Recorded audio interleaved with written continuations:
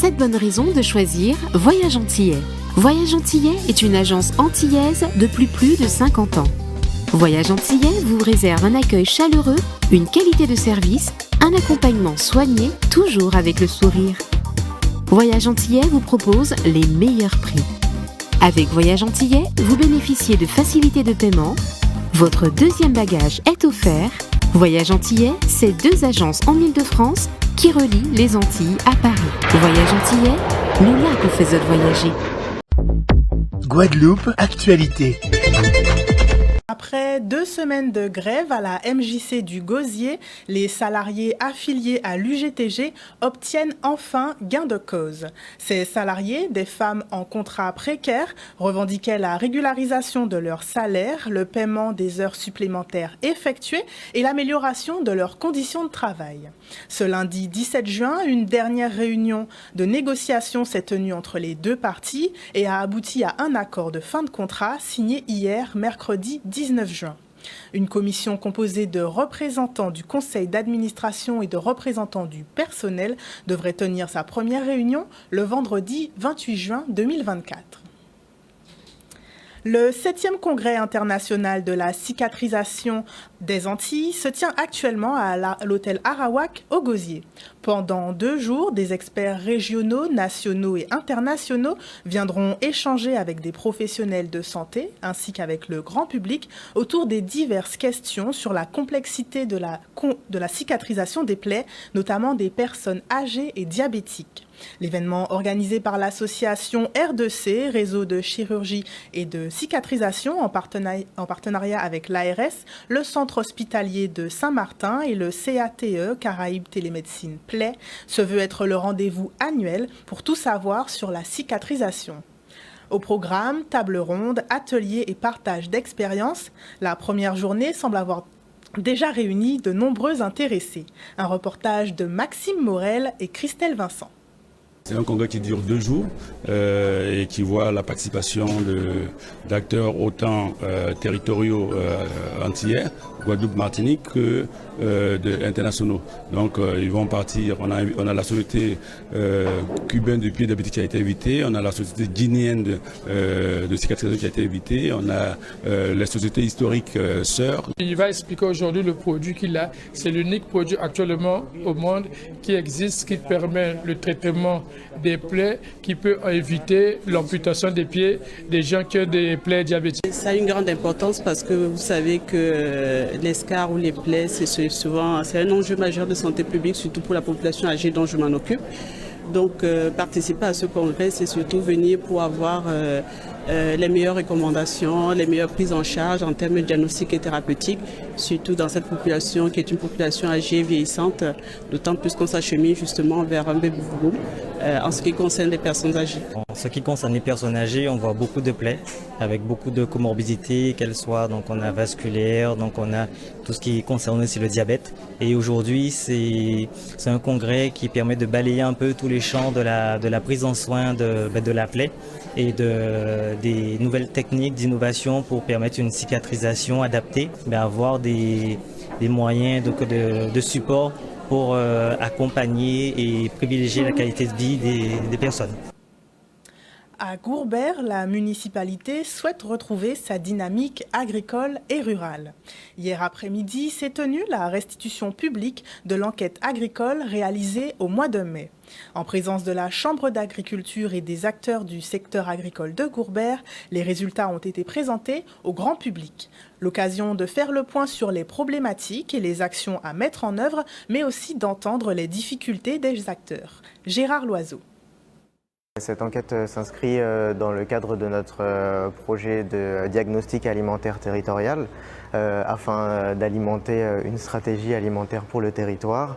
Donc l'objectif c'est de proposer des actions après avoir identifié les problématiques et les besoins et de développer le territoire avec les ressources qui sont disponibles. L'objectif c'est de mettre en réseau les acteurs du monde agricole du territoire de Gourbert que nous connaissons peu, de requérir leurs difficultés et leurs attentes de manière à concevoir ensemble à plus ou moins long terme un projet qui permette à Gourbert de retrouver sa vocation première qui était un territoire rural et agricole.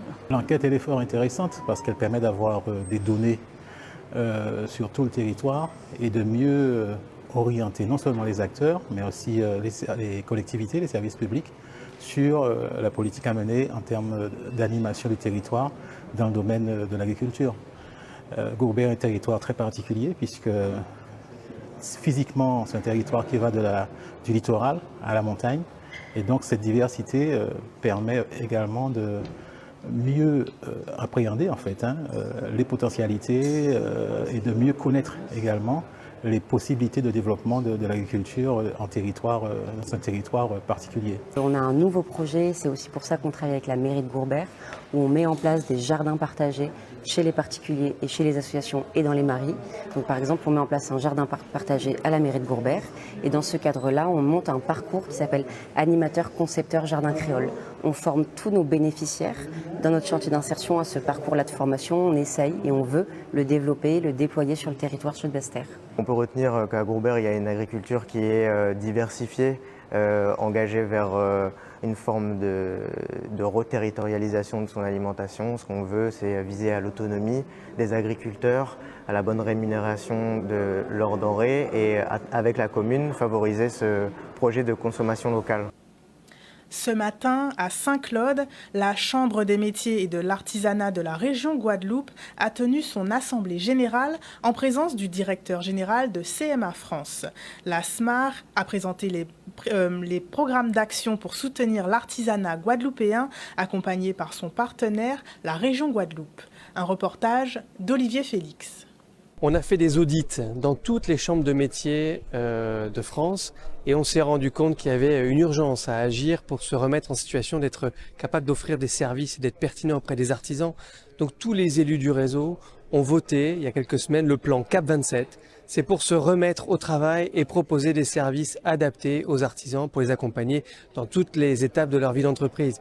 Et on est là, moi je suis très heureux d'être là aujourd'hui en Guadeloupe pour l'Assemblée Générale parce qu'on accompagne tous les élus volontaires qui veulent mettre en place ce plan.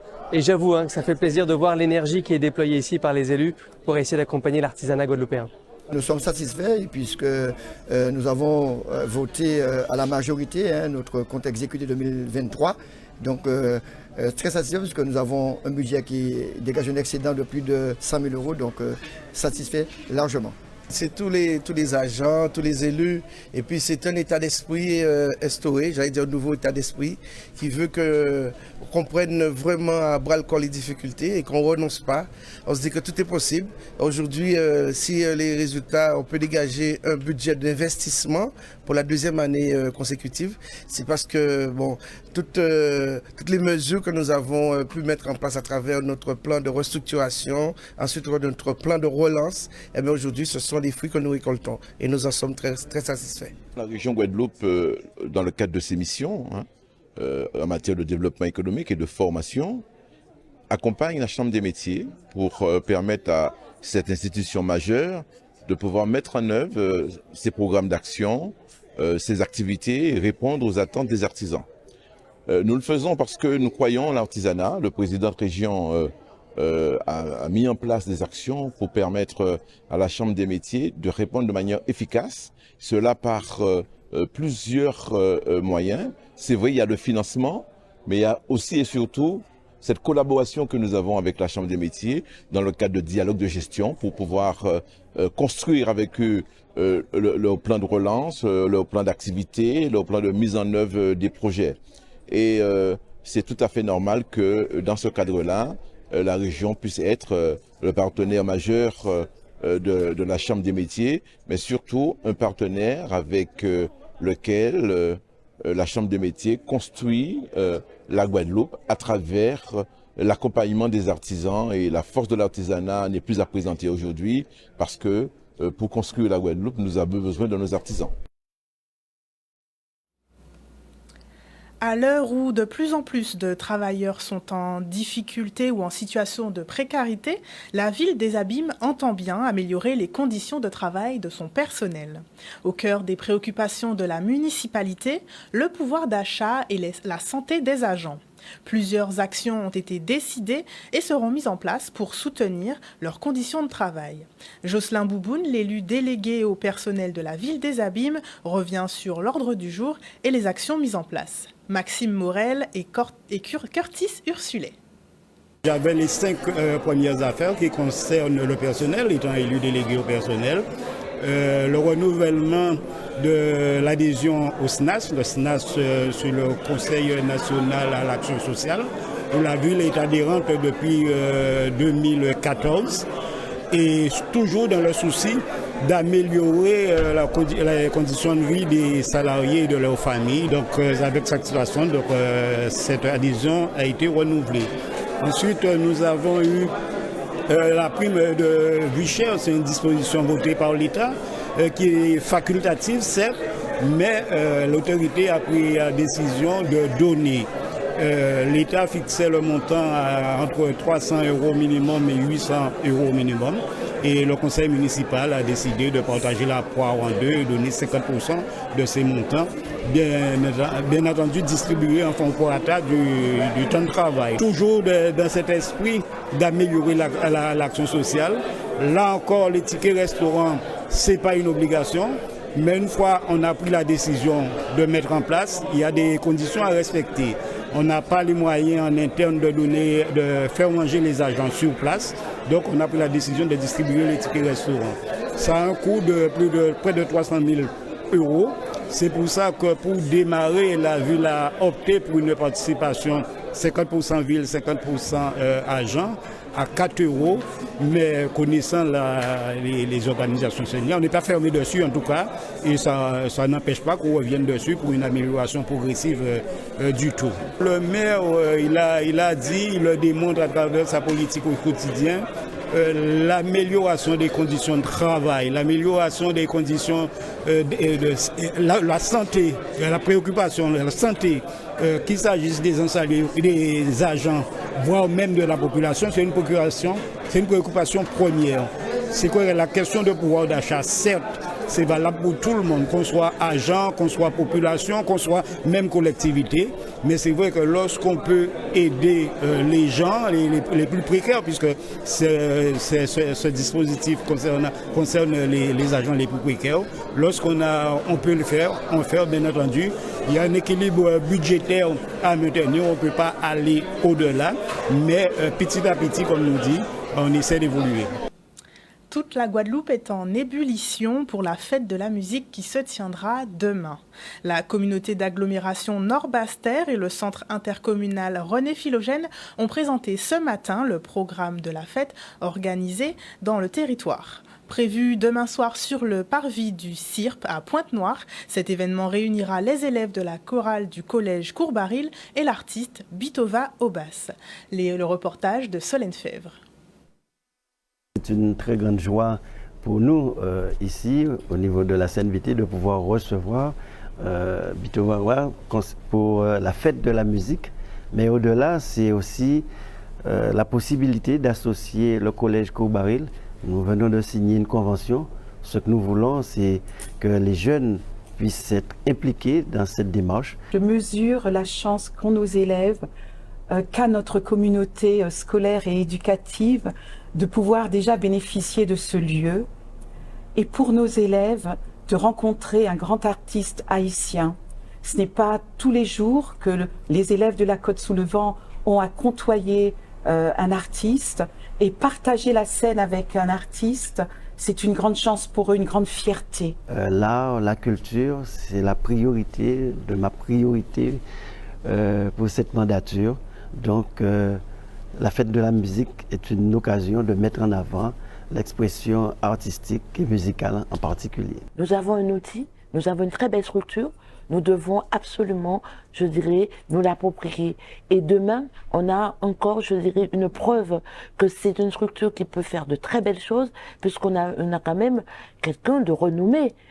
Monsieur Bitova n'est pas n'importe qui. C'est une très belle initiative du CIRP, parce que l'opportunité de rencontrer un artiste, c'est aussi de rencontrer aussi tout ce qui fait l'artiste autour. Je suis vraiment contente de rencontrer un artiste aussi important et international ce qui m'a permis d'apprendre encore plus de choses dans la musique et de progresser plus tard. Nous sommes une génération partante, nous allons céder la place aux jeunes. Nous sommes là pour les encadrer et les accompagner. Et voilà, je tiens devant vous à féliciter Monsieur le Président pour cette initiative qui a compris l'importance de la culture dans la vie d'un peuple. C'est le rythme, c'est le temps, c'est le battement de son âme. Nous avons une identité, il faut savoir la défendre. On ne s'oppose pas aux autres, mais on défend ses valeurs. Et c'est important puisque dans ce mélange culturel mondial, nous avons chacun notre place à défendre.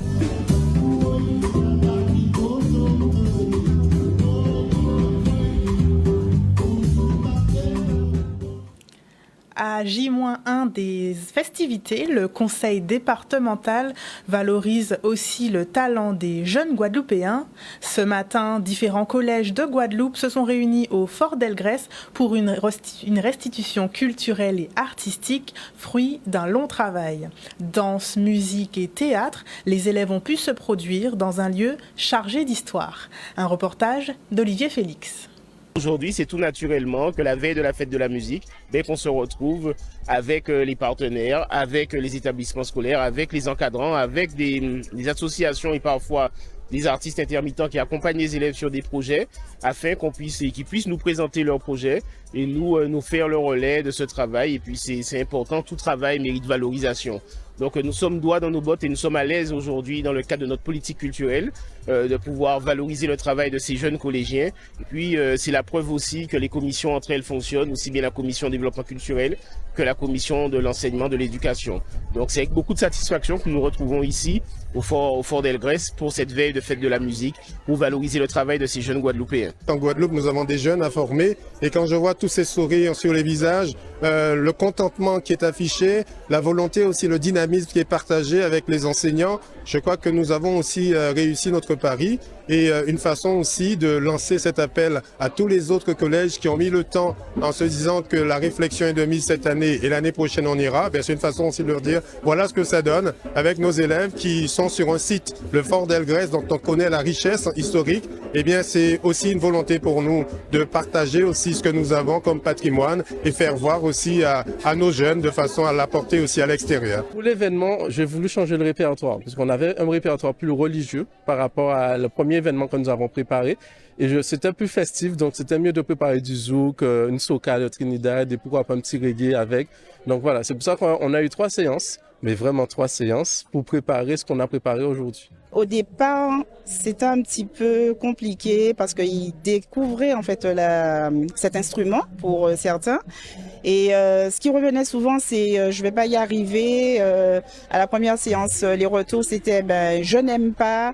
Et comme je leur dis, il faut essayer, il faut toujours aller en fait un peu plus loin que ce qu'on apprend au quotidien. Et au final, ils sont super contents puisque 6 d'entre eux ont été sélectionnés afin de participer donc au Panorama de Miami qui aura lieu en octobre 2024.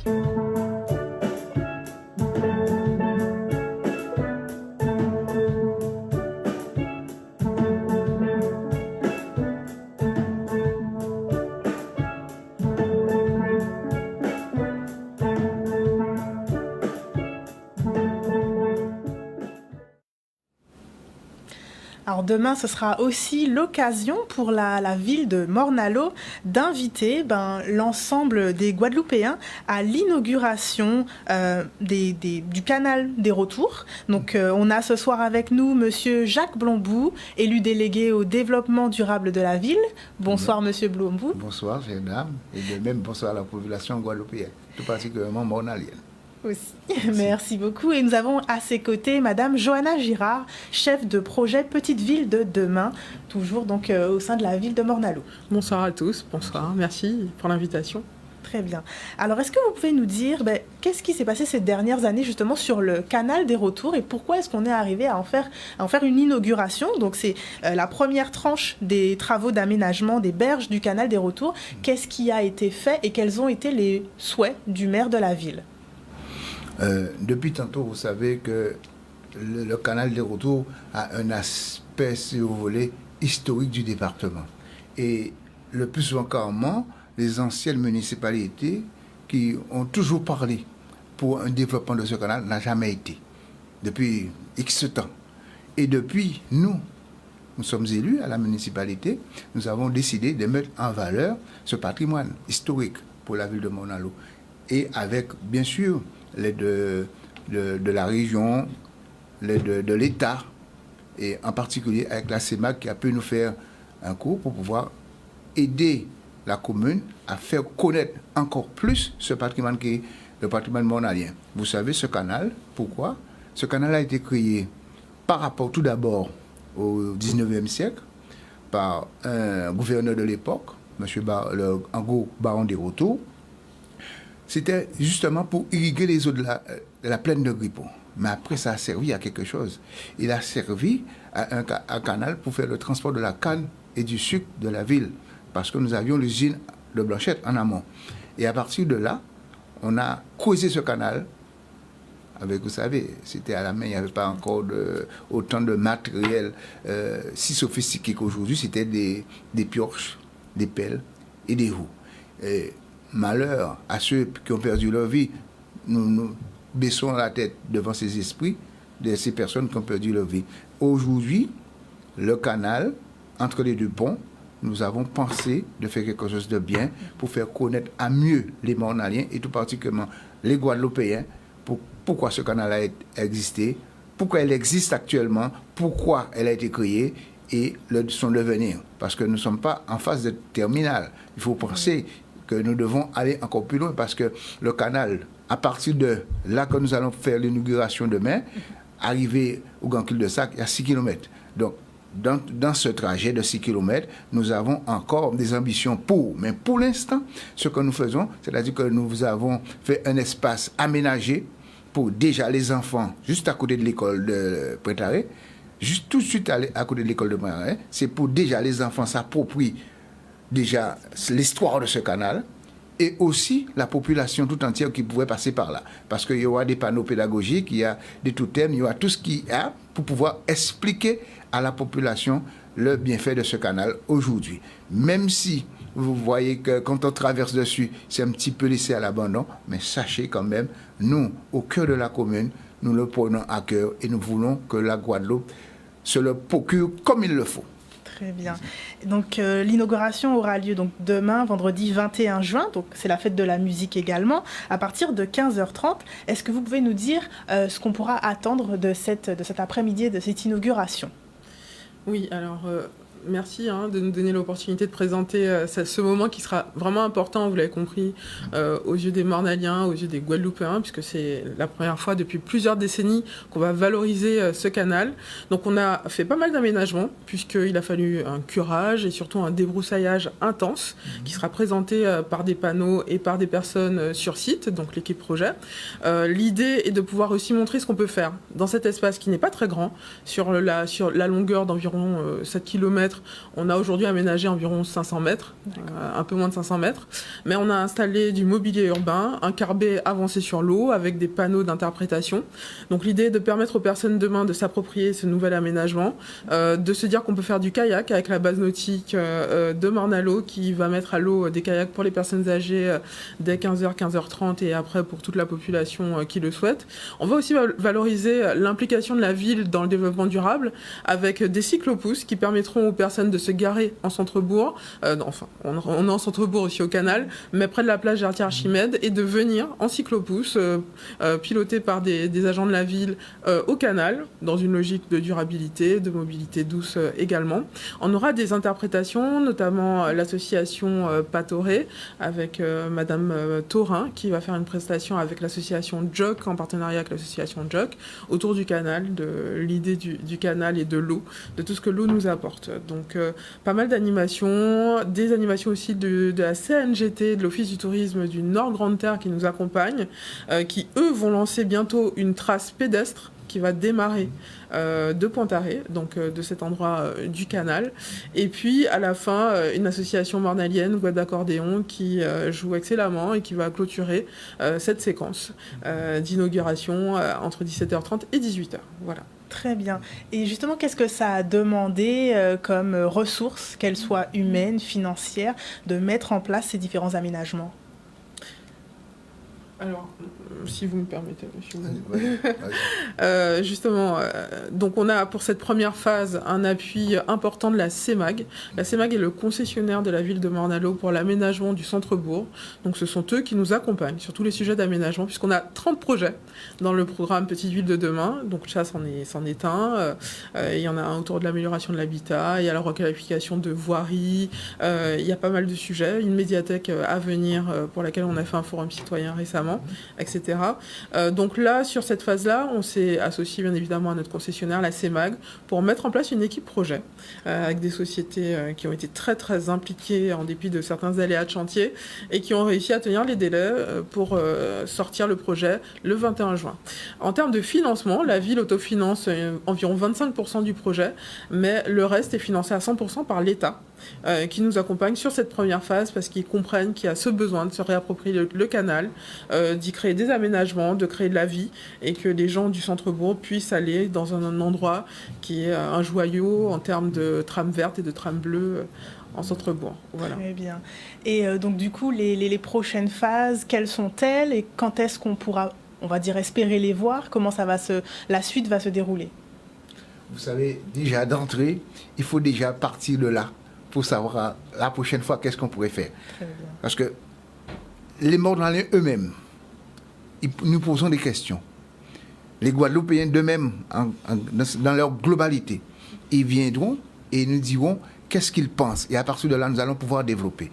Aujourd'hui, certes, nous avons notre ambition, mais il faut laisser le temps au temps. Et je ne vous en dis pas plus. Sachez que les Mornaliens vont pouvoir découvrir le patrimoine si toutefois ils nous renouvellent notre confiance. Mais nous sommes prêts à cela. D'autant plus, je vais vous dire, demain, 21 juin, c'est le premier jour de la fête de la musique. C'est le jour de la fête de la musique. C'est une phase d'entrée pour la fête de la musique. Nous allons commencer par là, vers 17h, 17h30, avec, comme elle vous a dit, Madame Girard, avec Guada accordéon, et ça ira par la suite sur la place Gertie Archimède. Mais sachez que les Mornaliens, depuis tantôt, qui demandent à ce que le canal des Hotos devienne une ressource touristique, on peut dire ça ainsi, parce que c'est son air dans son état. Il faut qu'il soit touristique pour la ville de Morne-à-l'Eau, parce qu'il y a une belle descente. Parce que quand nous allons, par exemple, dans les pays envoisinants, par exemple, dans la Caraïbe, plus ou moins, nous avons peut-être pas de la même manière, pas la même vision, parce que le canal des Hotos, il est artificiel. Il n'est pas naturel. Tandis que peut-être des autres endroits, ils sont naturels. Mais il y a une beauté pas possible. Il faudrait que les Mornaliens et les Guadeloupéens puissent venir y découvrir. Très voilà. bien. Eh bien, je vous remercie. Merci. Donc, le rendez-vous est demain, vendredi 21 juin, à partir de 15h30, sur les berges de l'entre-deux-ponts du canal des Retours à Morne-à-l'Eau. Je vous remercie. Restez avec moi quelques instants. Donc, le JT est bientôt terminé. Avant de le conclure, donc, les routes de Guadeloupe vous informent donc, de modifications à venir sur le territoire de Bemao. Donc, si vous pensez emprunter le giratoire de la Jaille ces prochains jours, prenez note de ces modifications. À compter de demain, le vendredi 21 juin à 21h, la circulation sera modifiée afin de permettre la poursuite des travaux d'aménagement de l'échangeur de la Jaille. Outremernews.fr, le site de l'actualité outre-mer, 24h sur 24 et 7 jours sur 7. Retrouvez la chaîne Outremer News sur YouTube.